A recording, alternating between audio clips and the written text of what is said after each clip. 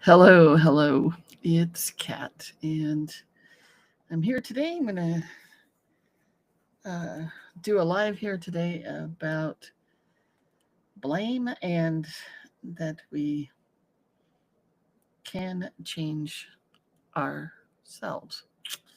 Is my thought. I might have to change my day every other Tuesday to Thursday. So I'm going to put out a poll about that.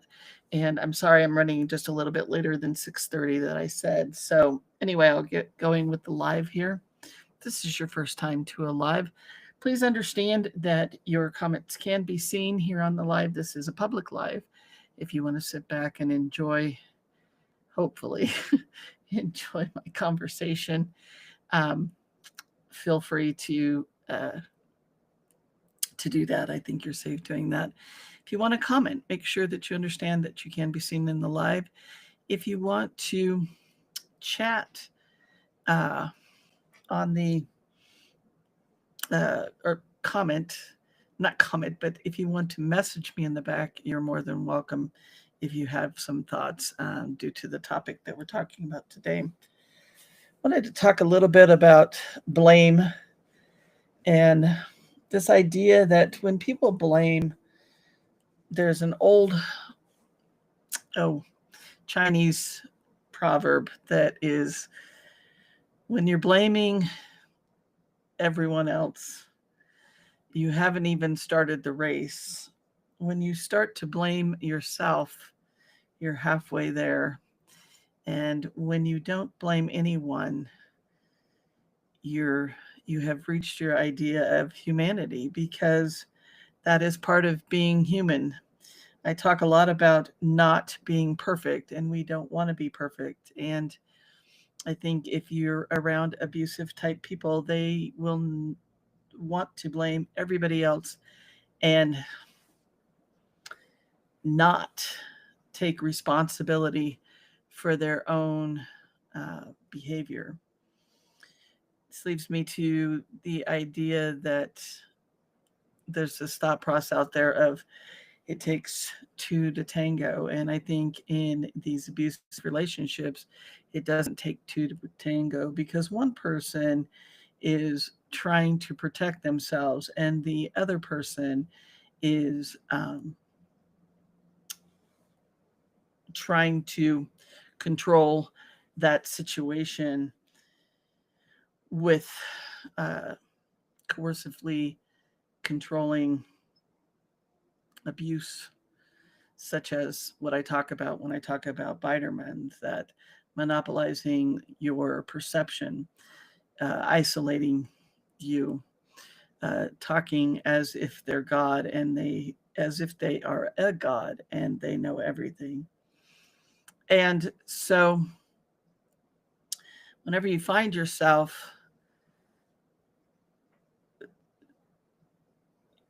looking at those things, and I think the victim and a survivor takes on a lot of responsibility that's not theirs because of the gaslighting that's being done, because of the nature of coercive control abuse being done at them every day. And if we look at Biderman's work, he talks about um, talking with these POWs that came back from a concentration camp, and out of those 7,900, I think 5 men, only 5% of them didn't comply. That means 95% of them did. And so Biderman was able to tie this in with domestic abuse. And I think that's important for people that are in these situations to understand that they aren't to blame. That this is not two people doing abusive things to each other. This is one person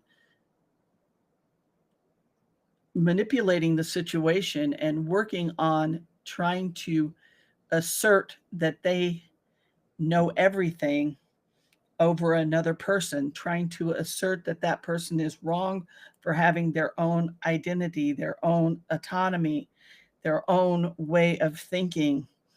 And so I don't think there's two sides to every story, in that there's enough blame to go around on both people. And I think once you realize that there's really no one to blame, in the fact when we look at that Chinese proverb, because you understand that you can't change people. You can't change the abuser. You can't change somebody that desires to have this kind of effect on people, and they don't care. They lack that empathy of caring about another person. But the good news is that you can change yourself.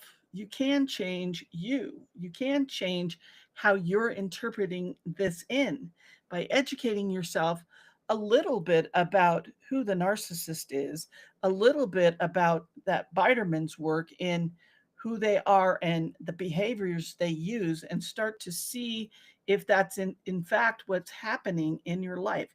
You can even look to the acronym DARVO, which is what um, the abusers will do.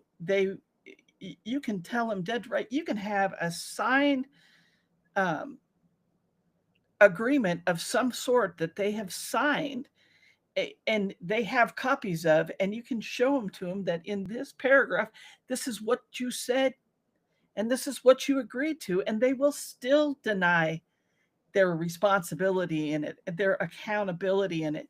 It never happened. And the piece of paper is right there. They will just deny it. You can't change somebody that doesn't want to look at their own stuff. You can't change somebody that wants it to be somebody else's fault. But you can change you, and you can change what you allow to come into your being and what you don't allow to come in to your being. You can change who you are and how you're taking that in. That's why I say self is so important. And this uh, friend of mine that is so wise, we were talking today about the the idea of anger is what happens to you when somebody's disrespected you. So you've got to get in touch with that feeling. If you feel angry, how are you being disrespected? And then it's like, what is it about? Where is it coming from? And what are we going to do about it? So those are the three. That what is this about? What is my anger telling me? What is this feeling that I'm feeling about? What is it telling me? Actually, what is it about? Where is it coming from? Since I talk about, thinking about, where's the last time somebody told me that I wasn't good enough? I remember who it was that told me I wasn't good enough. Then I come back to, what am I going to do about it? I'm going to be telling myself I am good enough. And I'm going to keep overriding that voice that was told to me that I'm not good enough. I am purely okay exactly as I am. It's not like I got a birth certificate that said needs further validation from the outside world. No, I'm valid just for being here. You're purely okay. Then I think about the gardener and the warrior, that um, proverb. Sorry, I lost it on my handy dandy little thing here. The gardener and the warrior. And I think about, it's better to be a warrior in the garden than a gardener in a war. That's a Chinese proverb. So if we think about that, if you know who you are, how you stack up, and how you need to protect yourself as a warrior, then when you're in the garden, you can protect yourself. But you certainly don't want to be in a garden being a gardener and somebody comes to war with you, because that's what the abuser is doing. They are coming to tell you that you are not good enough, to tell you that they know better. And it's you that has to come up with this idea. That's why I mention, yeah, oh, he's one of my favorites. Um, Walt Whitman. Re-examine everything that you've been told. Dismiss anything that insults your soul. Matt Kahn and his you can only meet people as deeply as they've met themselves. Can't expect somebody to be something they're not. Even if they told you they were all these things, even if they showed you they were all these things, when they come and they are tearing you down, they are the same person, and they are more the person that is wanting to try to make you be who they want you to be, make you do the things that they want you to do. And you're a human being. You deserve better. So think about blame and understanding that having compassion for self, not blaming yourself for being in this kind of relationship or in this kind of work environment. Don't blame yourself because your boss is eroding your work in front of you. Think about that thought process that I gave you. What is this about? Is this about my boss trying to get up the ladder and act as if he's better than other people? Where is that coming from? I can see it because he took my idea and told everybody else it was his. Now, what am I going to do about it? Maybe I go and I look for another job. Maybe I talk to a couple of people that I trust at work as to what can be done. Maybe if I'm in a union and I have the ability to do a grievance, I can do a grievance about something. But your anger is valid when you've been disrespected in the workplace, at home. I hope that helps because you deserve to be a human being.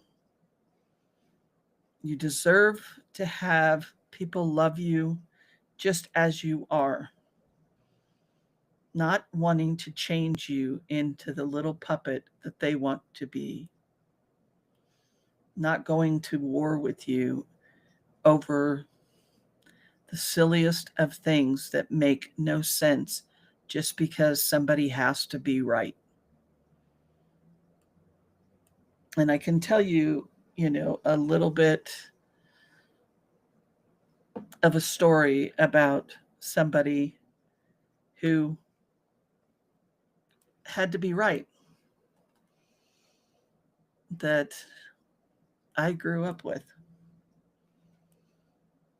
And this person put the health of a senior in my family at risk because they wanted to be right. And they lied to the powers that be. And the powers that be saw through it. Thank goodness that doesn't always happen.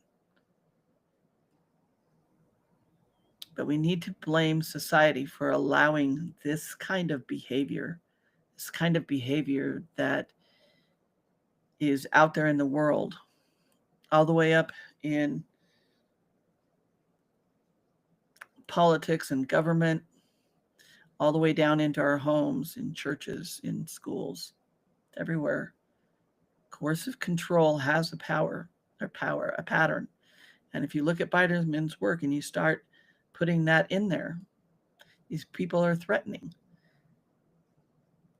These kind of people will humiliate you. They will make jokes about you. They will mock you.